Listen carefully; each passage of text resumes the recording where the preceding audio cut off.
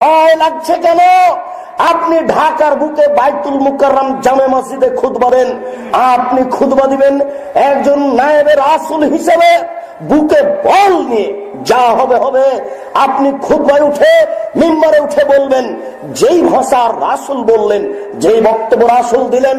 আল্লাহ রাসূল বলছেন, আলী লা তাদু তিমসালান ইল্লা তামাসতাহু ওয়ালা কাবরান মুশরিফান ইল্লা সাওয়াইতাহু। আলী তুমি ছাড়বে না কোন উঁচু কবর, সবকে ভেঙে খান খান করে দাও। আলী তুমি ছাড়বে না কোন ছবি মূর্তি, সবকে ভেঙে চৌচির করে দাও। আমি মুসলিম চিররণবীর, মরণকে করি না ভয়, মরলে শহীদ বাঁচলে গাজী, আমার উভয় সমান, মরলেও জান্নাতি বাঁচলেও জান্নাতি। আমি মুসলিম চিররণবীর, মরণকে করি না ভয়, আমার জেলে যতটুকু সেলে ততটুকু।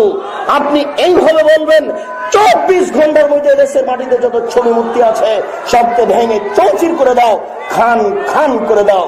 জবাব, ইমাম সাহেব আপনি এই মিম্বরে উঠে এই বক্তব্য দিবেন, এটা আপনার দেওয়া উচিত। ইব্রাহিম আলাইহিস সালাম মূর্তি ভেঙে দিয়েছেন, আমার নবী মূর্তি ভেঙেছেন।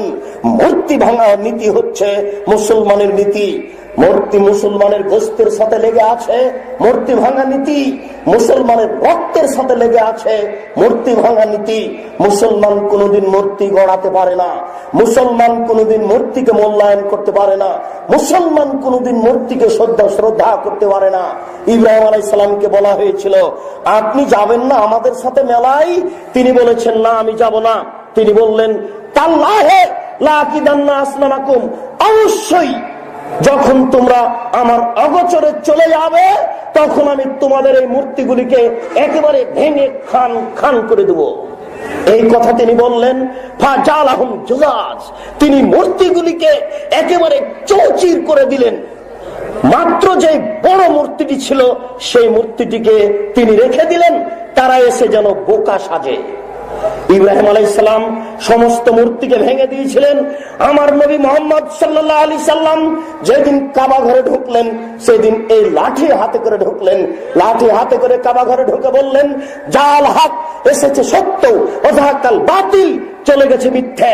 ইন্নাল বাতিলা, নিশ্চয় মিথ্যে, কানা যাহুকা, চিরদিন মিথ্যে। এই বলে তিনি সেই কাবা ঘরের ছবি মূর্তিগুলিকে লাথি মেরে ভেঙে চৌচির করে দিলেন। কোন মুসলমানের বাচ্চা মূর্তিকে সম্মান করতে পারে না।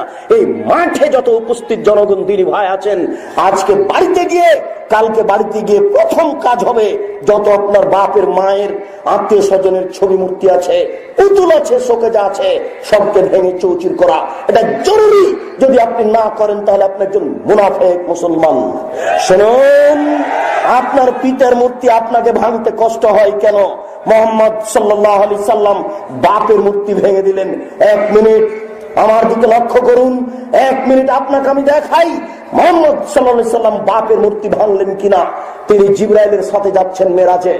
প্রথম আকাশে যখন পৌঁছলেন তখন ওই বলছেন, জিবরাইল দরজা খুলুন। ওই দিক থেকে বলা হচ্ছে, কে?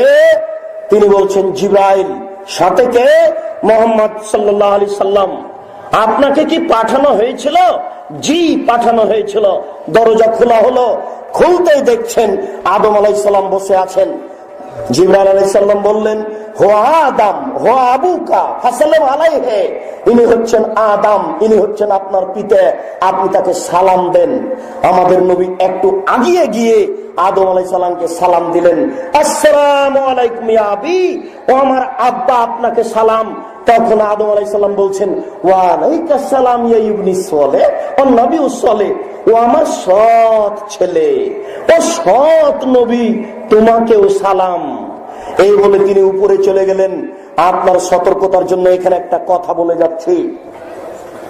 আমাদের নবী বললেন, আব্বা আপনাকে সালাম। বলেন তো আমাদের নবী কাকে বলছেন? আদম আলাইহিস সালামকে।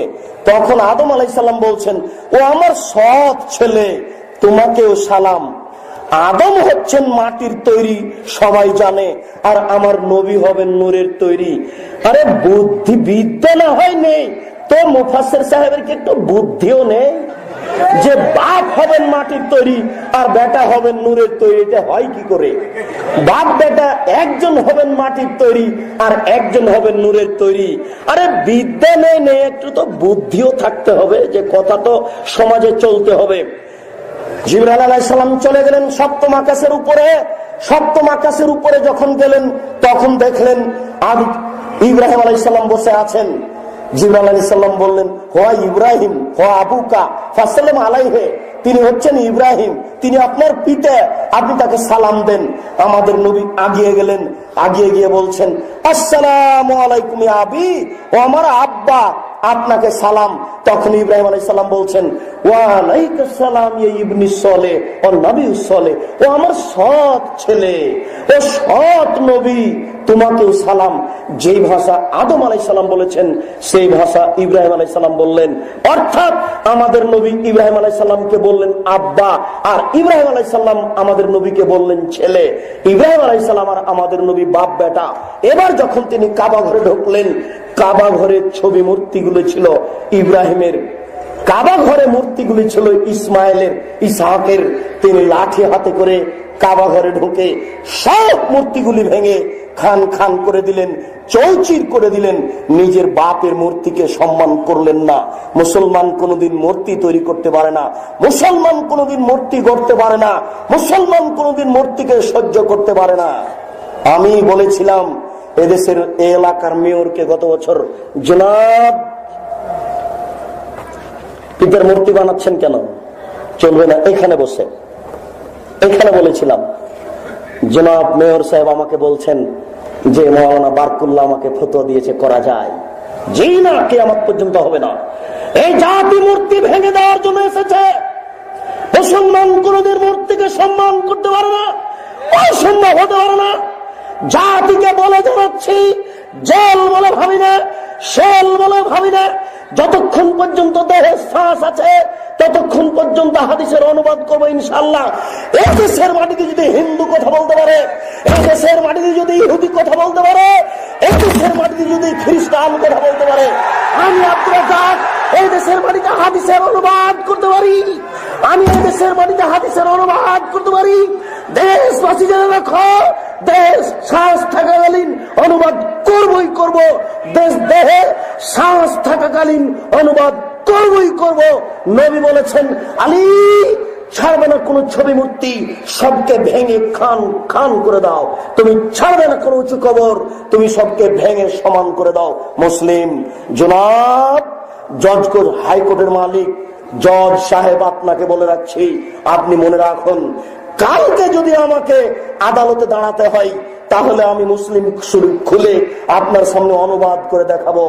আপনার কোনো পথ থাকবে না, আপনাকে লিখতে হবে আদেশ দাতার ফাঁসি ঘোষণা করা হলো আর অনুবাদকের আজীবন জেল ঘোষণা করা হলো। আমি এক নম্বর আসামি নই, এক নম্বর আসামি হচ্ছেন মোহাম্মদ সাল্লাল্লাহু আলাইহি সাল্লাম।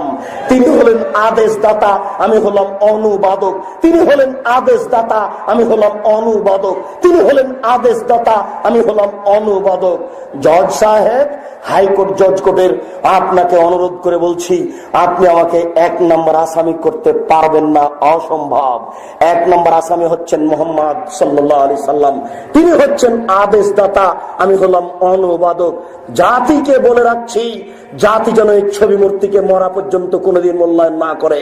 যারা করে তারা মুনাফিক। মুসলমান ছবি মূর্তি মূল্যায়ন করার জিনিস নয়, এটা হচ্ছে একটা শিরকি নীতি, আপনাকে ত্যাগ করতে হবে।